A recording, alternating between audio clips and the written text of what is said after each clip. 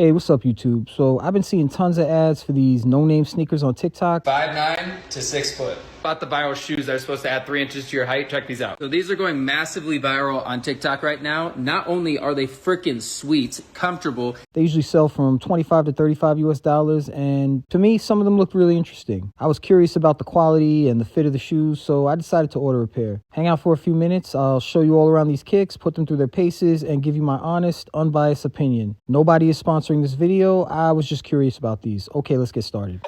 Okay.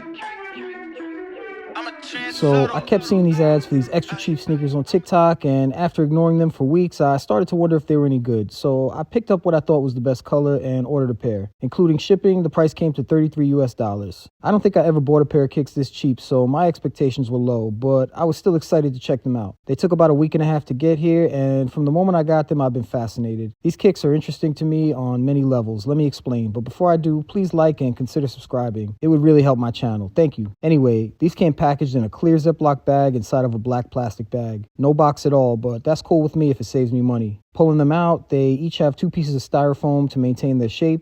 At first glance, these gave me Balenciaga, Versace 2 Chainz vibes. Remember those? Super chunky with a thick midsole. Forgive me if I mispronounce this, but the brand on the bag is Zenuezu.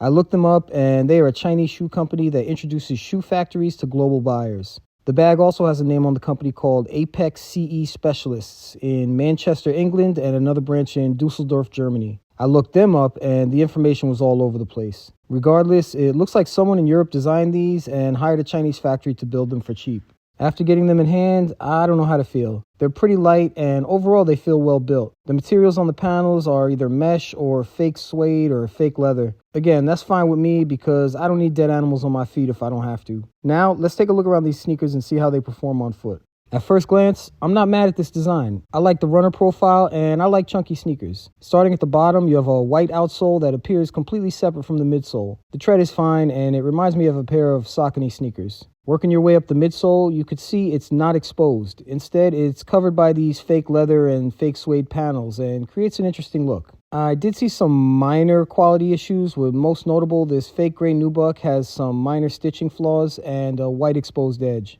That does make it look a little cheap, but I'm just nitpicking. Moving further up the sneaker, you have a gray silk mesh material that feels pretty good and helps the sneaker breathe. Moving further up, you'll notice the super thick rope laces that also feel pretty good. As you can see, the lace loops or eye stays extend all the way to the toe area and down the side of the shoe below the ankle. I'm not sure how supportive this makes them, but it looks nice. The rest of the laces going up the mesh tongue are protected by this gray and yellow flap. I'm sure there's a bunch of different ways to lace these, but I like how they came. Moving up the tongue, you have a yellow tongue tab with 1989 and, here we go again, Lizakek.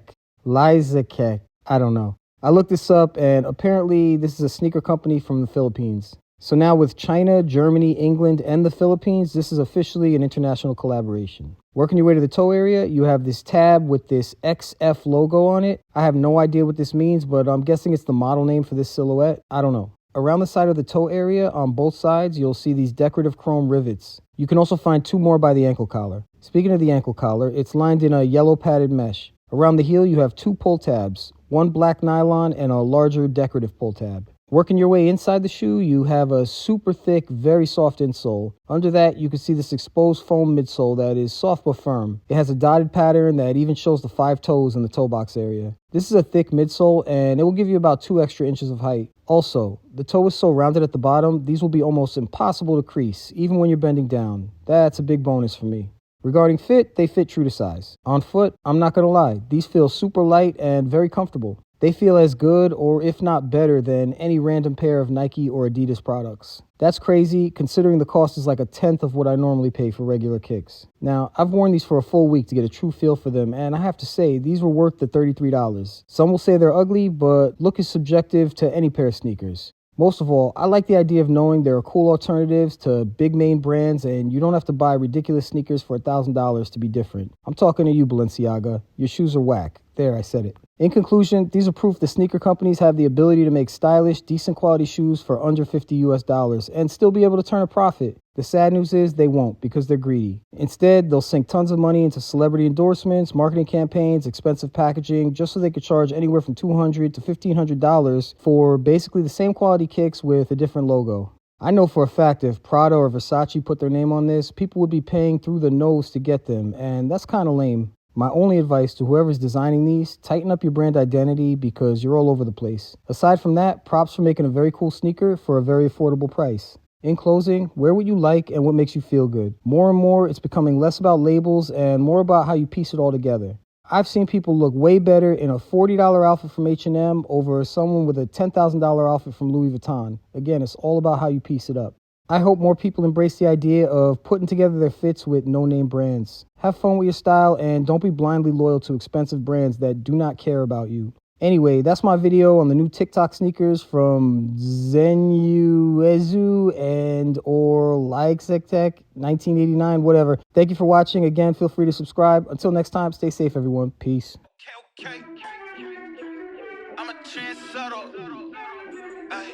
I'm a trendsetter. I'm a trendsetter. Okay. Let go.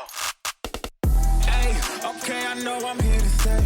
Counting on my wins, so I can't play it safe. Try to go against us, get you out the way. Go hard, it's the only way to play. Let me say, I'm a trendsetter. I'm a go-getter. I'm a trendsetter. I'm a go-getter. I'm a trendsetter. Who can do it better? I'm a go-getter. I'm a trendsetter. Hey, look, they keep calling me, could you ride this beat? Look proudly. Okay, it ain't no problem. See, I can mold this thing like pottery. Better, I'ma bet on myself. And for the top, and I don't need your help. We set the tempo, we run this thing, it's simple.